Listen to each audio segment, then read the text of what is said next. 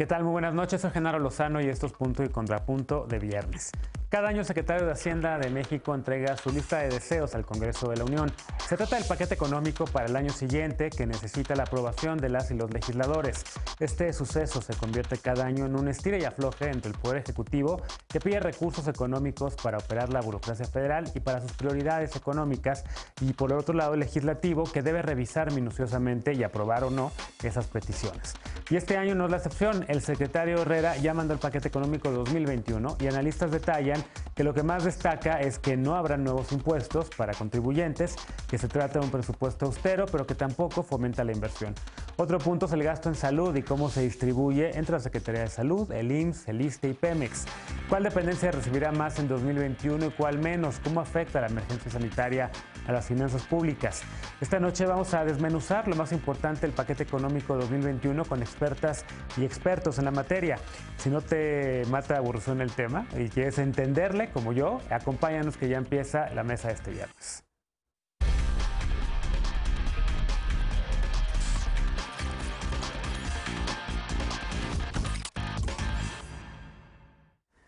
En el paquete económico 2021 no se contempla la creación de nuevos impuestos ni tampoco el aumento de los existentes, salvo el ajuste inflacionario. Sin embargo, organismos internacionales e incluso al interior de Morena, ha habido peticiones de una reforma fiscal que permita al Estado mexicano incrementar sus ingresos frente a la contracción económica mundial y la baja prevista en los ingresos petroleros. Veamos el contexto.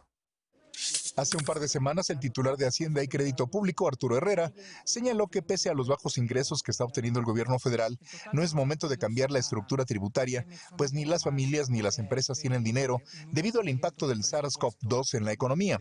Diversos sectores han planteado lo contrario, que una reforma fiscal ayudaría a enfrentar la crisis económica. A fines de agosto, el presidente de la Junta de Coordinación Política del Senado, el morenista Ricardo Monreal, señaló que se necesita una reforma fiscal para obtener un ingreso que permita implementar los planes y programas del gobierno federal sin necesidad de endeudarse. Sin embargo, el presidente López Obrador ha insistido en que su administración no aumentará impuestos ni adquirirá más deuda. La Confederación Patronal de la República Mexicana, por su parte, aunque reconoció que no se plantearon grandes cambios en materia de impuestos, apuntó también que el paquete económico para el 2021 no promueve la inversión ni la creación de empleos. En mayo del 2019, la Organización para la Cooperación y Desarrollo Económico, la OCDE, recomendó una reforma fiscal para elevar los ingresos tributarios y acelerar el crecimiento económico. Esta semana, esta organización previó que el PIB de México caerá este año 10.2% debido a los altos niveles de pobreza e informalidad laboral, aunado a los efectos económicos provocados por la pandemia. Punto y contrapunto. Primer tema a discutir esta noche y hoy nos acompaña desde la remota distancia Judith Senyacén. Ella es coordinadora del área de salud y finanzas públicas en el Centro de Investigación Económica y Presupuestaria. ¿Cómo estás, Judith? Buenas noches. Buenas noches, muchas gracias. Bienvenida, al contrario, gracias por estar aquí. Está con nosotros también Máximo Ernesto Jaramillo Molina, investigador en justicia fiscal en Fundar. ¿Cómo estás, Máximo? ¿Qué tal? Muchas gracias por la invitación. Un gusto estar aquí. Al contrario, bienvenido. Está también con nosotros Daniela García Pureco, profesora de Política Fiscal en la Facultad de Economía de la UNAM. ¿Cómo estás? Hola, muy bien, muchas gracias. Y nos acompaña también Leonardo Núñez, analista político e investigador de Mexicanos contra la Corrupción y la Impunidad. Bienvenido de regreso, ¿cómo estás? ¿Cuánto tiempo? ¿Qué tal? Encantado, ya ves, mucho tiempo desaparecido, pero siempre encantado. ¿Cuántos desplegados firmados no te he visto? Oye, a ver, empezamos contigo. ¿Cómo ves este primer punto? El tema de que no haya una reforma fiscal que se ha pedido, digamos, o de la cual se ha hablado con urgencia desde hace varios sexenios, pero pues el presidente López Obrador desde campaña prometió 0 impuestos nuevos. Evidentemente, la realidad está demostrando que sí necesitamos una reforma fiscal precisamente para poder atender toda la contracción económica que va a tener el país por la COVID-19, entre otros temas. Pero ¿cómo lo ves? Claro, creo que es uno de los temas que para muchas personas, al menos con un pensamiento de izquierda, desconcierta todavía más, porque una de las características fundamentales de un Estado que funciona es un Estado que puede gastar y que tiene los recursos suficientes para atender los problemas públicos.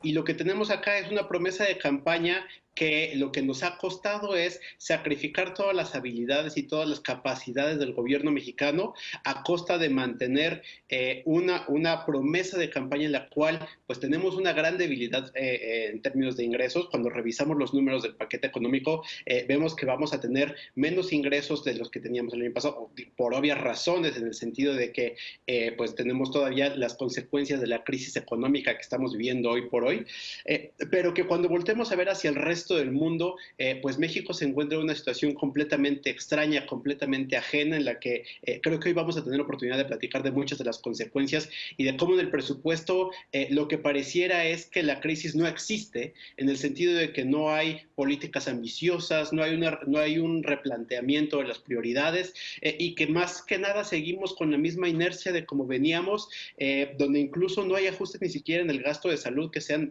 tan importantes como deberían realizarse. Entonces, pues lo que tenemos es la continuación de una promesa de campaña que nos está costando pues adelgazar una y otra vez el Estado mexicano en una de las políticas que parecieran ser todavía más neoliberales que lo peor del neoliberalismo, porque esa es la receta fundamental, adelgazar al Estado, que cueste todavía menos, y lo que tenemos es esa perspectiva que claramente pues nos va a poner en una situación muy complicada, porque además vamos a tener menos ingresos, ya nos hemos quemado los fondos que teníamos de ahorros, en fin, va a ser una situación extremadamente complicada que pues junto con mis demás compañeros analizaremos hoy de por qué tal vez parece que la crisis no está ahí y podría tener consecuencias desastrosas en vidas, en pobreza y en una gran cantidad de problemas públicos que simplemente se van a acrecentar porque el Estado mexicano no desea crecer más, porque prefiere hacer rifas, prefiere hacer estas cosas que no incrementan la capacidad presupuestal del Estado y que nos dejan pues un poco con uno de los grandes problemas históricos de México. Judith, ¿coincides con esta lectura? Evidentemente, no ha habido un solo gobierno en la historia, o por lo menos yo no recuerdo un solo gobierno, ni del PRI, ni del PAN, ni mucho menos de Morena, que diga, necesitamos más impuestos, vamos a subir impuestos. Más bien siempre como que rehuyen y no quieren hablar de este tema, pero yo también creo que llegó el momento que un gobierno de izquierda, en efecto, debería estar hablando sobre una reforma fiscal justa, equitativa, donde pague más quien más gana y pague menos quien menos tiene y reciba más apoyos quien menos tiene. Claro, mira, pues aquí sí difiere un poquito en cuanto a la definición del presupuesto. Desde CIEP lo que encontramos es que creemos que este presupuesto realmente de manera superficial se podría identificar como inercial. Sin embargo, hubo grandes restricciones y cambios al interior de los sectores. Sobre todo para priorizar los programas emblema de esta administración. Por poner un ejemplo, y tal vez más adelante hablemos más específico del presupuesto de salud, pero por poner un ejemplo, en el agregado del sector, en 40 de los 54 programas se presentan recortes en salud. Solo de la Secretaría de Salud, en 21 de los 29 programas hay recortes. Educación, por ejemplo, si bien queda a la par, queda sin incremento ni disminución, sí tenemos que 40 de los 54 programas de este sector también se ven recortados. Entonces, no encontramos, eso sí, coincido, no encontramos alguna política, un programa, una estrategia que esté enfocada en dar respuesta por todo lo que se está viviendo por la crisis por COVID, ni en salud, ni en educación, por ejemplo, que no se habla de reacondicionamiento, ni de educación a distancia. Hay un incremento en la inversión, sin embargo, pues esto es por los proyectos de Dos Bocas, Tren Maya, el aeropuerto. Sigue siendo la gran presión a las finanzas públicas, las pensiones. Lo que se estima en 2021 que va a representar el gasto en pensiones son 4.9% del PIB. Ni siquiera con la reforma, perdón que interrumpa, ni siquiera con la reforma que anunciaron sobre el sistema de pensiones. No. Lo que pasa es que la reforma está enfocada en, digamos, Pilar 2, entonces básicamente no haces o no presentas atención a Pilar 1, que es el que está ejerciendo la mayor presión. 1 de cada 5 pesos del presupuesto total es el que se va a destinar a pensiones. Y, por ejemplo, aquí es importante hablar de que si lo comparamos con los ingresos, en este sentido de vincularlo con la reforma fiscal, tú necesitarías toda la recaudación de IVA más la recaudación de IEPS por alcohol, tabaco, bebidas saborizadas, alto contenido calórico, y todavía requieres medio punto más del PIB para poder hacer frente a este pago de pensiones. Además, bueno, de esto se habla de 4.9% del PIB. El programa para el bienestar de personas adultos mayores equivale a 0.6% del PIB. O sea, aquí para ser muy enfáticos en realmente dónde está la presión por el lado de pensiones. Sí. Y aquí yo creo que uno de los puntos que sí quisiera enfatizar es que creemos que si había un paquete en el cual se pudiera justificar cierto grado de déficit primario, probablemente era en este. Y sin Bien. embargo, lo que se prefiere o la prioridad fue mantener unas finanzas públicas sanas a expensas de una población enferma. Bien. Máximo, ¿qué destacarías? Porque todo lo que menciona Judith, en efecto, todo este gasto en infraestructura, todo ese tema de las pensiones, pues requiere ingresos, requiere recursos que este año pues no va a haber con una economía como tal y por lo tanto la necesidad de una reforma fiscal que el presidente no está poniendo sobre la discusión, pero tampoco veo a la oposición en ese sentido, a los legisladores y legisladoras que están pidiendo un ingreso vital, pero tampoco están explicando bien a bien de dónde sacarlo. ¿Qué dirías al respecto sobre este tema?